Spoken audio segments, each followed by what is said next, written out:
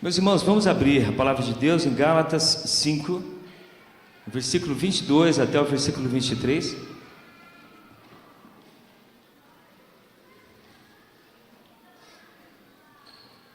Antes, pode colocar a arte, aquela arte do casamento. Estamos encerrando o nosso sermão. Irmãos, acreditem, sou eu, né? A minha esposa ficou mais linda ainda do que já era. Eu fiquei mais simpático, né? Deus tem nos abençoado, estamos caminhando junto há 29 anos, do fruto do nosso casamento, o Vitor Hugo e a Isabelle, né? Que Deus ore por nós, que Deus esteja abençoando as nossas vidas. Estamos encerrando essa série de pregações a respeito do casamento, e o tema que nos foi proposto hoje é o fruto do Espírito Santo no casamento. Gálatas 5, versículo 22 até o versículo 23. Eu farei a leitura, os irmãos apenas me acompanhem. Mas o fruto do Espírito é amor, alegria, paz, longanimidade, benignidade, bondade, fidelidade, mansidão, domínio próprio. Contra estas coisas não há lei. Não há lei. Que Deus nos abençoe. Já oramos. Meus irmãos, o casamento no mundo de hoje passa por sérias dificuldades. Diversas foram as estatísticas que nos foram apresentadas durante essas séries de pregações, os quais nos revelam e nos comprovam a respeito dessa crise do casamento. Segundo os valores do mundo, o casamento tornou-se descartável e antiquado. Além do nosso próprio coração corrupto, nós temos também um inimigo de nossas almas que investe peremptoriamente, né, todos os dias, incansavelmente, para atingir os nossos casamentos, para atingir as nossas famílias. Herman Bavinck, um teólogo reformado, já faleceu, holandês, ele diz o seguinte: se nós pudéssemos olhar ao longo das eras, veríamos um ataque sistemático do império das trevas contra os casamentos e contra as nossas famílias. A outra mentira que o diabo insiste em contar para nós é que o casamento é essa espécie de ídolo, esse grande resgatador ou redentor, o qual nós encontraremos a nossa plenitude de vida quando nos casarmos. Sem dúvida, colheremos muitas alegrias nos casamentos, mas não podemos fazer dos casamentos como o salvador da nossa da pátria. Somente quando me casar, aí sim eu serei feliz. Tem gente que até ora assim: Jesus, não volta antes de eu me casar. Tem gente desesperada orando dessa forma. Mas o que eu quero dizer é que o casamento aponta para algo muito mais glorioso, que o objetivo último das nossas vidas não é a gente se casar, criar filhos, né, construirmos aí um futuro, viajarmos junto, termos um bom patrimônio, colhermos um bom patrimônio ao longo da nossa caminhada aqui, ajudarmos os nossos filhos, educarmos, procriarmos. Deus tem coisa grandiosa para os filhos deles.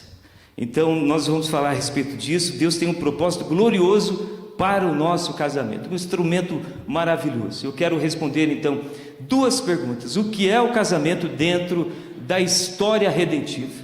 Nós colocaremos o casamento no seu lugar correto quando entendemos o que significa o casamento na história da redenção do Senhor. Essa é a primeira pergunta que tentaremos responder. E a segunda: como experimentar o fruto do Espírito Santo nas nossas relações matrimoniais.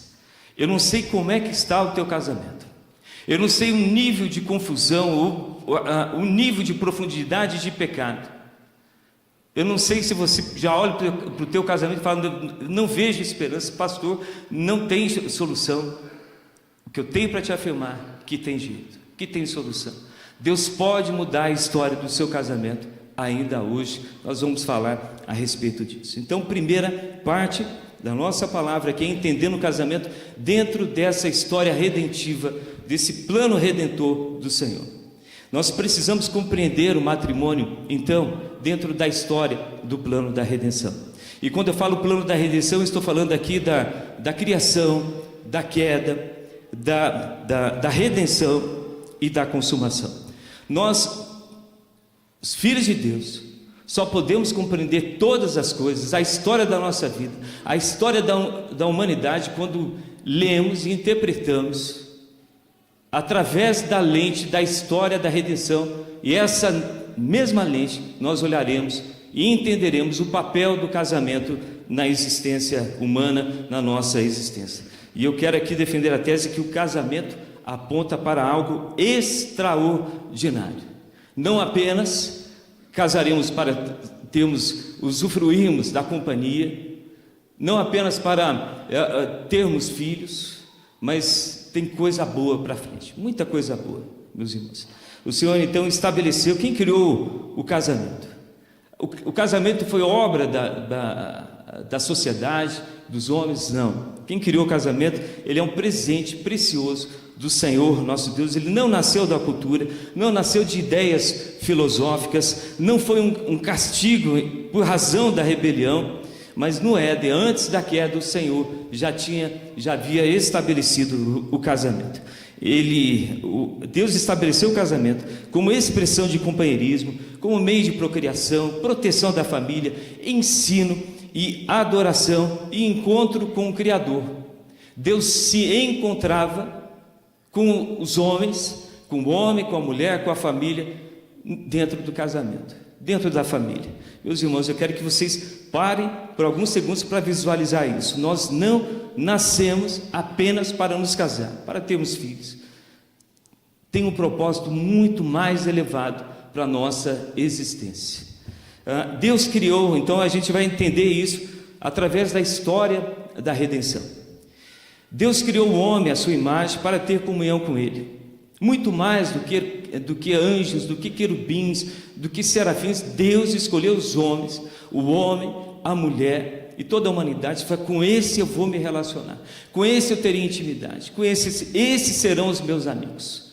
Tanto que nós percebemos nos capítulos iniciais, antes da queda, Deus vindo para conversar, para se relacionar com o homem. Deus conversava com a mulher, com os filhos. Então, a família era esse lugar de ponto de encontro entre Deus e seus filhos, entre o homem e a mulher. Foi a primeira representação da igreja, foi a família, foi no casamento. Primeira representação da primeira igreja que foi instituída, né? O casamento, a família. Acontece que o inimigo, não contente com isso, ele não foi escolhido para ser amigo de Deus, mas sim nós. O inimigo, não contente, atinge e ataca a família. Satanás então atacou a família, causou essa desarmonia, essa disputa, e através da queda, em Gênesis 3,16, percebemos que desde então aconteceu essa ruptura e essa disputa então entre o homem e a mulher. 3,16 diz: o teu desejo, Deus fala para a mulher, será para o teu marido e ele te governará. Mas Cristo então veio e redimiu os seus eleitos, escolheu um povo, e Deus, através de toda a história, Deus vai chamando os seus eleitos, vai redimindo os seus eleitos, vai construindo esse processo de santificação na nossa caminhada cristã. E Deus então restaura o casamento como esse grande instrumento de santificação dos seus filhos. Então, não somente apenas para o companheirismo, desfrute da intimidade matrimonial, da criação de filhos, o casamento é esse poderoso instrumento de santificação. Deveríamos olhar o casamento não só com as benesses, com as alegrias que teremos, mas também com esse poderoso instrumento de santificação durante a nossa caminhada cristã. Então, quando nós entendemos o casamento dentro da história da redenção, nós colocamos o casamento no seu lugar correto. Entendemos então que são dois pecadores que se ajudam mutuamente na dependência do Espírito Santo a aprenderem a serem adoradores ao único Deus, enquanto caminham neste processo de santificação até a plenitude da comunhão eterna com a Trindade.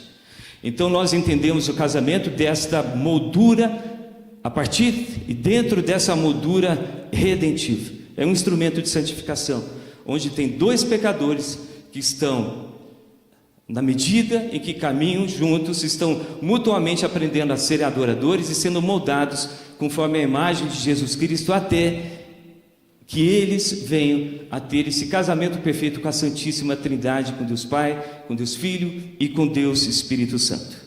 Nós estamos sendo preparados para esse glorioso evento, quando cada um dos filhos de Deus terá essa plenitude de comunhão com aquele que criou o universo, aquele que sustenta o universo, aquele que tem todo o poder, com o Criador, com o nosso soberano Senhor. Estamos sendo preparados para esse glorioso evento. Enquanto esse tempo não chega, o casamento é esse lugar de processo de santificação, de companheirismo, de cuidado mútuo, de amor, de honra. Os filhos de Deus deveriam fazer do casamento esse lugar de adoração. Cônjuges precisam lembrar uns aos outros de que, antes de tudo, eles são pecadores, mas nesse processo de aprenderem e se ajudarem mutuamente a serem adoradores. Eles não são egocêntricos, eles estão lutando contra os seus próprios interesses, mais do que ensinar também os seus filhos, o casal, a serem educados, a arrumarem a cama, a serem bons cidadãos. Os pais precisam ensinar seus filhos a serem adoradores, e de que estão sendo preparados para esse futuro glorioso. O segundo ponto que eu quero responder aqui é como transformar o seu casamento. Então, como podem dois pecadores que estão aprendendo, reaprendendo, sendo moldados à imagem do Senhor Jesus Cristo, como podem manifestar esses frutos do Espírito Santo? O fruto do Espírito Santo: amor, paz, domínio próprio, fidelidade, bondade, longanimidade, alegria. Como é que pode? Então, como dois pecadores podem produzir esse fruto? Em razão do tempo, eu não falarei de cada um desse fruto do Espírito Santo, de cada um desses gomos. O que eu quero mostrar aqui, o que eu quero falar é a respeito de como restaurar o casamento e como transformar os nossos casamentos, como viver na dependência do Espírito Santo e como produzir e cultivar esses frutos, os quais acabamos de ler. Segundo J. Adams, no livro de Teologia do Aconselhamento, o nosso pastor presbiteriano, que já se encontra com o Senhor, ele disse que um casal deve ter a humildade de reconhecer a sua incapacidade de resolver os seus problemas sozinhos, sem a ajuda de Deus.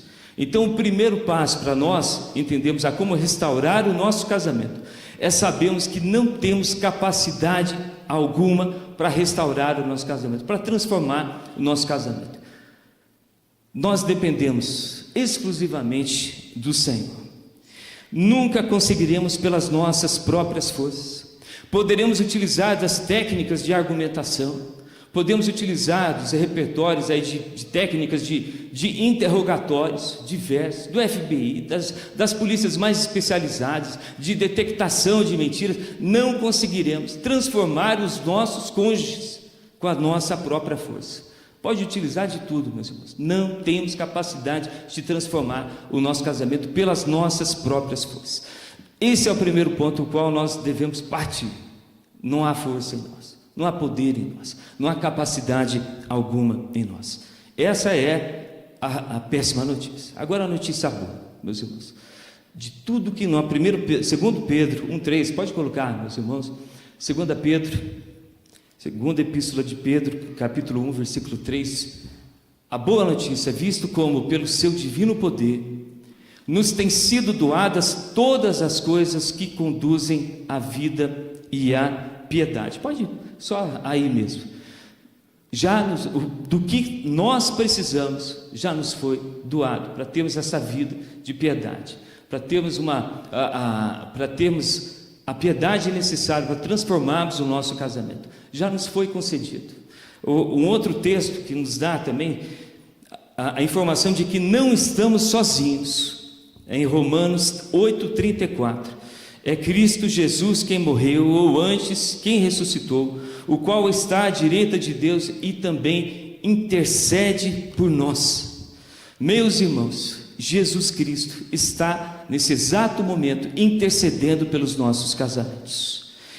Essa é a maravilhosa notícia: nós não estamos sozinhos, já recebemos esse poder do Espírito Santo que habita em nós, que vive em nós, um Deus que vive em nós, e Cristo que nesse exato momento está intercedendo por nós. Aí eu pergunto para vocês: se nós temos o poder necessário, já nos foi doado, está no passado, quer dizer, já foi consumado, o que precisamos de poder já nos foi doado e que existe Jesus Cristo, que nesse exato momento se interessa por transformar os nossos casamentos, e que nesse exato momento Ele está orando por nós, o que nos faz acreditar que não vai dar certo, o que nos faz pensar que casamento não tem jeito como restaurar.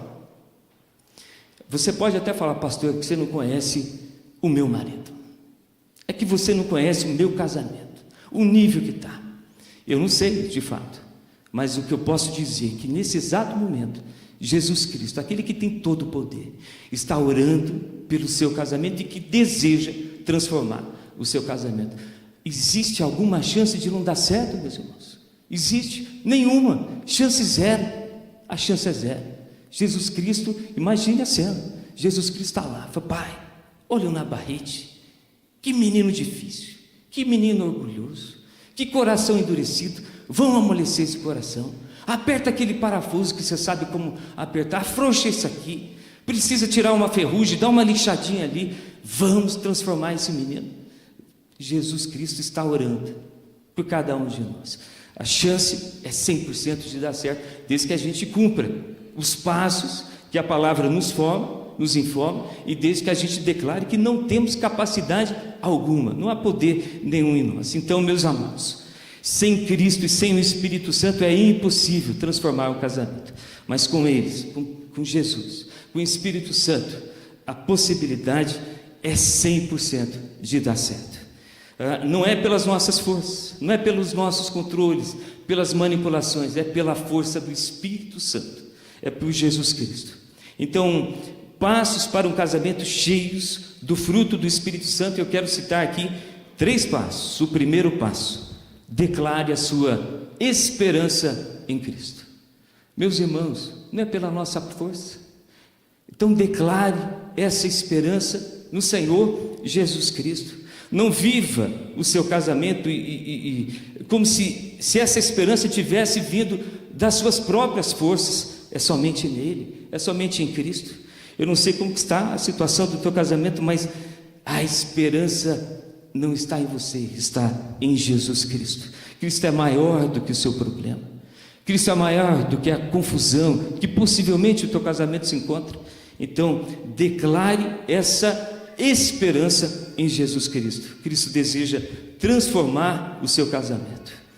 O primeiro passo, então, é declarar essa esperança no Senhor Jesus Cristo. De onde você está, todos os casados e até os solteiros, feche os seus olhos agora, feche os seus olhos e repita essa oração. Então, nós não podemos, com urgência, meus irmãos, não podemos deixar para amanhã. Lembre que o inimigo tenta de todas as formas causar confusão no nosso casamento. Repita essa oração em nome de Jesus Cristo, no seu coração: Senhor Deus, meu casamento não está como eu esperava coisa melhor, mas a minha esperança está no Senhor, nós dependemos do Senhor, eu sei que com o Senhor nós iremos, Senhor, até onde o Senhor quiser que a gente vá. Ajuda-nos em nome do Senhor Jesus, amém. Meus irmãos, segundo passo para restaurar o casamento é permanecer em Cristo. Permanecer em Cristo. Olha só o que diz João 15:5. João 15:5: eu sou a videira, vós os ramos, quem permanece em mim e eu nele, esse dá muito fruto, porque sem mim nada podeis fazer. Aqui o versículo já responde a pergunta: como fruto pode aparecer? Permanecendo em Cristo. Como é que eu posso produzir muito fruto por mim, sem chance nenhuma, mas permanecendo em Cristo, vai produzir muito fruto. Não foi eu quem disse, foi Jesus Cristo que disse, se permanecer em mim, vai dar muito fruto, e sem mim nada podeis fazer, meus irmãos. Aqui Jesus já nos deu a fórmula secreta, uma fórmula de 100% de possibilidade, permaneça em mim, que o fruto vai ser 100%, e sem mim nada podeis fazer. E daqui a gente já começa da necessidade de fazermos uma autoconfrontação, exercício de autoconfrontação que deveria ser o estilo de todo crente, se autoconfrontar com a palavra do Senhor. Eu tenho permanecido em Cristo? O que é permanecer em Cristo? E a gente já responde: eu tenho permanecido em Cristo ou nas redes sociais? A quais fontes eu estou ligado? As quais vozes eu estou sendo guiado? Quais são os valores que têm guiado o meu coração, as minhas palavras? Estou buscando conselhos em outras fontes? Segundo, o nosso casamento está centralizado em Cristo? Cristo é o centro ou sou eu? Ou sou eu o centro? Nessa tentativa incansável de tentar controlar, de manipular, de eu ser o centro do meu casamento, Cristo é o centro, Ele deve ser sempre o centro. Você pode até falar, pastor, você não conhece o meu cônjuge, não conhece, você não conhece a minha esposa, você não conhece o meu marido, mas Cristo conhece. É difícil, entregue ele a Cristo, entregue ela a Cristo, não tente mudar. A gente nunca vai conseguir transformar o coração do próximo. Entregue o teu cônjuge a Cristo, mas primeiro se entregue a Ele também. Deixe de ser o centro e coloque Cristo como centro do seu casamento. Como casal, nós temos apresentado diariamente as nossas dificuldades a Cristo. Será que nas primeiras dificuldades começa a surgir aí os primeiros conflitos, sexo, discussões, manifestações de ira, novas estratégias de manipulação? Tem que trocar agora as minhas estratégias. Meus irmãos, uma primeira dificuldade, ajoelhe-se aos pés de Cristo. Você, a sua esposa, não tem jeito de não dar certo, meus irmãos. Acontece que o nosso orgulho não deixa. Então, chame a esposa, chame o cônjuge, vamos nos ajoelhar aos pés de Cristo. Na primeira dificuldade, antes de tomarmos decisões, estamos consultando a sua palavra? Ou estamos consultando os valores que o mundo tem tentado jogar aí aos nossos ouvidos? Precisamos estabelecer a palavra como o árbitro supremo, a palavra de Deus como o árbitro supremo das nossas caminhadas, das tomadas de decisões. O que é permanecer então em Cristo? Nesse segundo passo, é ser orientado, é ser confrontado e ser constantemente, diariamente modelado pela palavra do Senhor na dependência do Espírito Santo. Não é você quem dita as regras, não é o que a tua mãe disse lá no passado, não é o que teu pai disse, mas sim é o que Cristo disse, o que a palavra do Senhor diz a respeito de como é uma vida de caminhada cristã. Casais cheios do Espírito Santo são casais que cultivam oração juntos, leitura bíblica juntos e rendição diária ao Espírito Santo. E renda-se ao Espírito Santo. Deus colocou o poder dele dentro de nós, meus irmãos. Aquele poder que criou o universo a partir do nada habita em nós. Acione esse poder, peça ajuda ao Espírito Santo. Ele é o nosso ajudador, Ele é o nosso auxiliador, o nosso capacitador. Peça ajuda ao Espírito Santo. O lar, então, não deve ser esse ringue de luta, mas sim uma escola de discipulado constante entre o cônjuge, entre os filhos. A oração, então, é esse reconhecimento de que precisamos depender constantemente do Senhor. O casal precisa estabelecer a palavra de Deus como esse supremo juiz nos seus lares. E o caminho do casamento, segundo os propósitos de Deus, precisa ser ladrilhado pelo perdão constante, diário. E aqui eu me lembro de um pastor, amigo amigo nosso, ele falou assim: Navarrete, eu descobri o segredo do casamento. Eu falei: me conta. Ele falou: o segredo é pedir perdão todos os dias. Isso é o segredo. Peça perdão todos os dias. Errou, peça perdão. Errou aqui, pede perdão. E o negócio dá tão certo na mente que já tem pedido perdão para o dia de amanhã. Eu já tenho pedido perdão, falo: perdão porque eu vou errar amanhã. Gente, não tem segredo. Não tem segredo. Acontece que o nosso orgulho não se deixa, a gente não se deixa, o nosso orgulho não permite. Então, peça perdão. Essa calçada do casamento precisa ser ladrilhada com o perdão diário, perdão constante. Terceiro passo aqui que eu coloco é: precisamos ser agentes ativos de frutificação.